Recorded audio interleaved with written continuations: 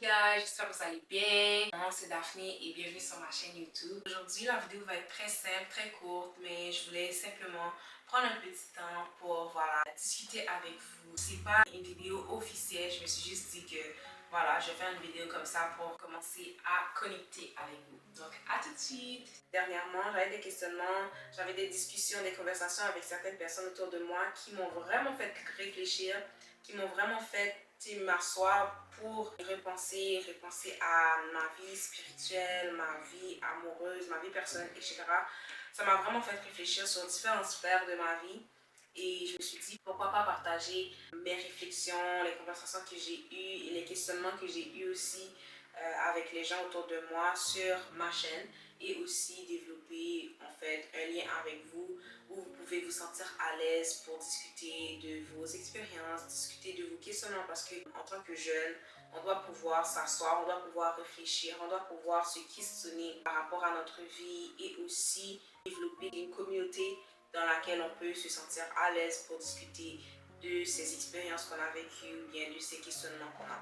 Donc, pour vrai, without further ado, let's get right into it. Il y a quelques jours de cela, j'ai eu en fait une discussion, c'est pas vraiment une discussion one-on-one, mais c'était vraiment comme une étude biblique que les jeunes en fait de mon assemblée avaient. Et dans le fond, à travers cette étude biblique-là, on était en train de discuter sur un passage en tant que tel. Et le passage en question, attendez, le passage en question était Luc chapitre 2, le verset 52. Est-ce que c'est Luc chapitre... Oui, c'est Luc chapitre 2, le verset 52 qui se lit comme ci. Et Jésus croissait en sagesse, en stature et en grâce devant Dieu et devant les hommes. Ce n'est pas nécessairement le seul sur lequel on est passé à travers l'étude biblique, mais c'est l'un qui a vraiment retenu mon attention. C'est notre président de jeunesse qui justement donnait l'enseignement par rapport à ces versets, ces passages qu'on avait à lire. Et justement, lorsqu'on était rendu sur le Luc 10, le Luc 2, mon Dieu, le Luc 2, verset, je sais pas pourquoi j'ai dit dans ma tête, mais Luc 2, lorsqu'on était rendu sur Luc 2, verset 52, il y a une chose qu'il a dit, puis ça, je vais quand même mettre un petit contexte dessus, c'est que dans Luc, au chapitre 2, verset 52, on dit que Jésus croissait, ok? Puis dans le verbe croître, on peut comprendre qu'il y a eu une évolution dans la vie de Jésus. Il y a eu un cheminement que Jésus a fait pendant son temps sur terre. Et donc, on dit qu'il croissait en sagesse, en stature et en grâce. Et, tu sais, je me dis que c'est pas pour rien qu'on a écrit cela. Ce n'est pas pour rien que la Bible nous dit cela parce que c'est une réalité déjà. Mais aussi, on sait très bien que Jésus, lui, c'était le modèle parfait. Il n'avait jamais péché, il ne faisait jamais rien de mal. Jésus était la perfection. Mais la Bible prend le temps quand même de nous dire que Jésus, lui, il croissait. Il croissait en sagesse, il croissait en stature et en grâce. Donc, on peut comprendre que Jésus, d'une manière ou d'une autre, il a connu une évolution. Mais ça, c'est pas pour dire que quand Jésus était né, il devait travailler sur certaines choses, il devait Oui, c'est sûr que Jésus, il a fait des efforts parce qu'il était quand même dans un corps humain, ok? On sait que Jésus, c'est la perfection, il est parfait, mais il était dans un corps humain, il devait faire des efforts, il a connu c'était quoi la souffrance, il a connu c'était quoi la douleur, etc. Mais il était parfait. Mais la Bible prend le temps de nous le dire, de dire que Jésus, il a connu un cheminement, il a passé à travers un processus afin de nous donner un exemple à suivre en fait. Et nous, que ce soit en tant que jeune, en tant que moi jeune, on doit suivre l'exemple parfait de Jésus. Pour l'instant, ça n'a peut-être pas vraiment rapport à ce que je vais amener comme sujet. Lorsqu'on s'est posé sur ce passage-là, il y a un lien qui a été fait entre ce passage-là et notre vie amoureuse. On parle de cheminement, on parle de processus, ok? Et lorsqu'on donne sa vie à Jésus, on n'est plus du jour au lendemain, personne qui arrête de mentir si on mentait. On n'arrête pas de regarder la pornographie du jour au lendemain, c'est un processus, c'est une évolution, c'est un cheminement qu'on doit suivre.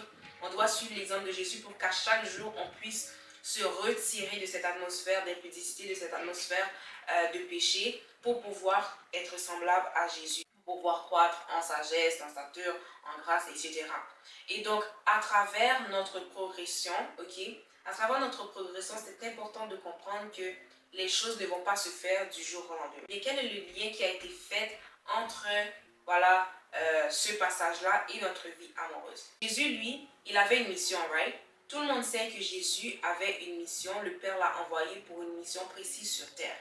Et dans le fond, Jésus, lui, il a pris part, il était vraiment engagé dans le processus qui l'emmènerait à, voilà, la mission en tant que telle à laquelle le Seigneur l'avait appelé. Et donc, pour nous qui voulons suivre l'exemple de Jésus, c'est important de nous laisser, en fait, c'est important d'être engagé dans le processus, dans ce processus-là de progression, d'évolution, de cheminement, quel que soit le terme que vous voulez utiliser, mais c'est important de suivre le path que le Seigneur essaie de nous donner, le chemin que le Seigneur veut que nous suivions pour pouvoir répondre d'une manière ou d'une autre à l'appel qu'il a mis sur notre vie, à la vision qu'il avait même avant qu'on soit né.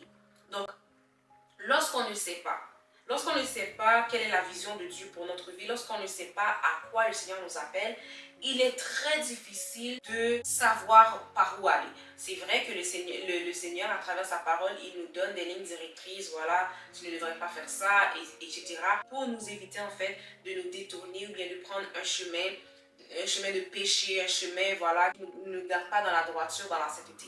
Il y a une différence à faire entre le fait que chaque chrétien, le devoir de chaque chrétien de rester pur, de rester saint devant le Seigneur, et il y a aussi le fait que chaque personne sur laquelle le Seigneur a mis une vision, il est important que cette personne redouble d'efforts afin de rester justement pur, saint, agréable à Dieu pour pouvoir justement être dans la bonne disposition de cœur et d'esprit, d'âme pour répondre à l'appel que Dieu a sur ta vie. Et donc, pour revenir à la sphère amoureuse, lorsqu'on ne sait pas, lorsqu'on n'a pas la capacité, puis j'essaie je vais un peu paraphraser ce que le président de jeunesse avait mentionné, ce qu'il essayait de dire, je l'avais marqué sur mon téléphone, il disait que lorsque tu n'as pas la capacité de discerner la vision que Dieu a sur ta vie, comment donc sauras-tu qui est le partenaire qui pourra t'aider à progresser dans cette vision?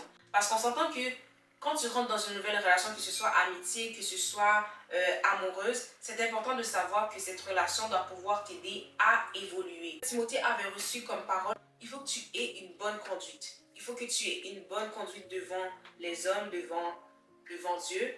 Mais il faut que tu puisses grandir aussi dans la foi. Il faut que tu puisses grandir dans ta bonne conduite. Il faut que tu puisses grandir dans la vision que le Seigneur a pour toi, afin que tu puisses accomplir la mission que Dieu a pour toi.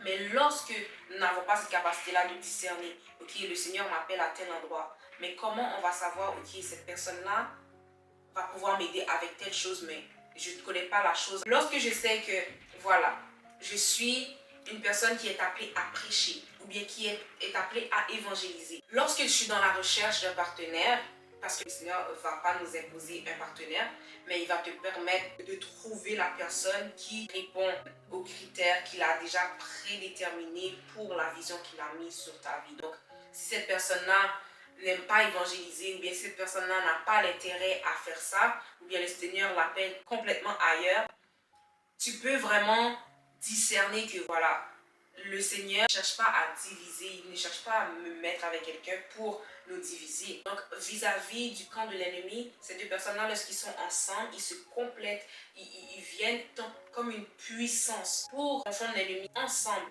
Parce que lorsque la vision elle est similaire, deux personnes vont dans la même direction, le Seigneur nous appelle dans un appel qui est similaire, en nous mettant ensemble, on va dans la même direction. C'est quand même l'idéal parce que le Seigneur, il pourra prendre plaisir dans ce que vous faites. Alors, pour faire une petite précision, je ne dis pas nécessairement que si vous procédez autrement, que le Seigneur ne prendra pas plaisir dans ce que vous faites.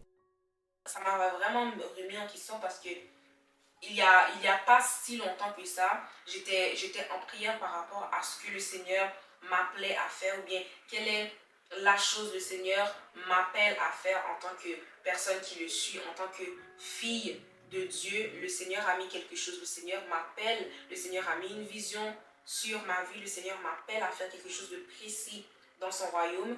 mais en fait, il y a quelques mois déjà, j'étais encore en prière, j'en parlais même à une amie, je priais par rapport à ça, mais lorsque le moment est venu, puis j'ai vraiment reçu la réponse de Dieu, c'est à partir de ce moment-là que je me suis dit, voilà, chaque action que je fais, je dois pouvoir les coordonner afin que je puisse répondre à cet appel précisément.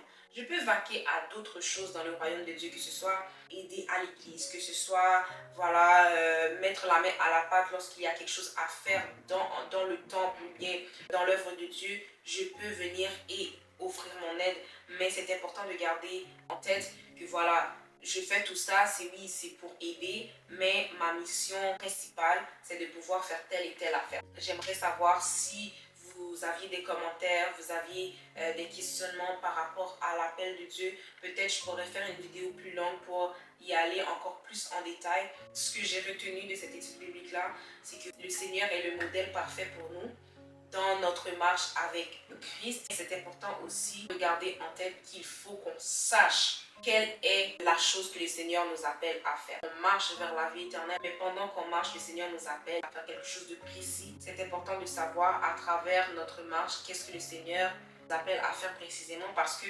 cela peut affecter le fait qu'on ne connaît pas, on ne sait pas quelle est la vision de Dieu pour notre vie. Ça peut affecter d'autres sphères de notre vie, que ce soit professionnelle, que ce soit amoureuse, que ce soit familiale, professionnelle, parce qu'il y a des choses qu'on aurait pu faire. Je sais que moi, si je savais ça depuis quelques années déjà, il y a des choses que je n'aurais pas fait, sachant très clairement que non, le Seigneur ne m'appelle pas à faire ça, le Seigneur m'appelle plutôt à faire telle autre chose, donc je ne vais pas poser cette action, ou bien je ne vais pas sauter sur l'occasion au niveau professionnel. Ça peut vraiment affecter plusieurs autres domaines, donc c'est important de savoir, Seigneur, de faire cette prière-là et de dire, Seigneur, quelle est ma mission, quelle est notre mission en tant que couple, mais en tant que personne, parce que voilà, lorsqu'on se met à deux, oui, on a une mission en tant que couple, mais il faut d'abord et avant tout savoir quelle est la mission que Dieu a pour toi en tant qu'individu, en tant que personne, en tant que fille et fils de Dieu.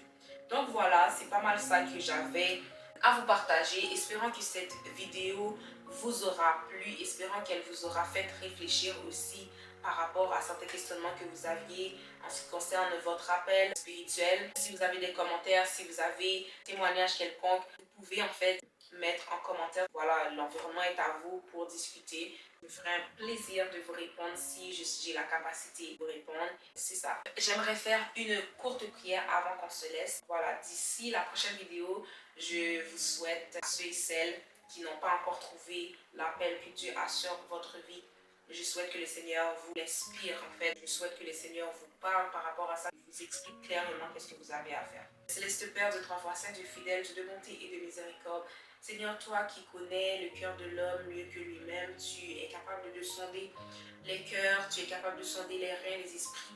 Seigneur, nous te prions à cette heure de visiter chacun de tes enfants ici qui écoutent cette vidéo et qui a probablement des questionnements en ce qui concerne l'appel que tu as sur leur vie, l'appel que tu as sur, cher Seigneur, la vision que tu as sur leur vie. Seigneur, nous t'en prions comme tu as parlé à Timothée, comme tu as parlé à Gédéon, comme tu as parlé à tant d'autres jeunes, cher Seigneur, et moins jeunes. Seigneur, je te prie de pouvoir parler, de pouvoir te révéler à ces personnes, cher Seigneur, qui ont pu écouter cette vidéo jusqu'à la fin et qui, cher Seigneur, se remettent en question ou bien qui ont des questionnements.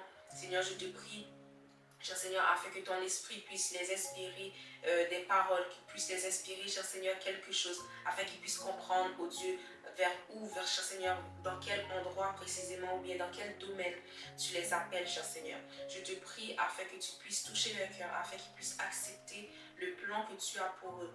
Et, cher Seigneur, qu'ils puissent commencer ou bien continuer à œuvrer, cher Seigneur, dans ton royaume, à œuvrer dans ton œuvre, cher Seigneur. Oh, cher Seigneur, reçois notre prière. Seigneur, nous ne sommes pas dignes, nous ne sommes pas bons, mais c'est dans ton nom, cher Seigneur, que j'ai prié. Toi qui vis, qui règne dans ce siècle et ceux à venir. Amen. Guys, je vous souhaite une très belle journée, une très belle soirée, dépendamment de là où vous êtes et de là où vous m'écoutez. Je vous souhaite que du bien et on se revoit dans la prochaine vidéo. Ciao!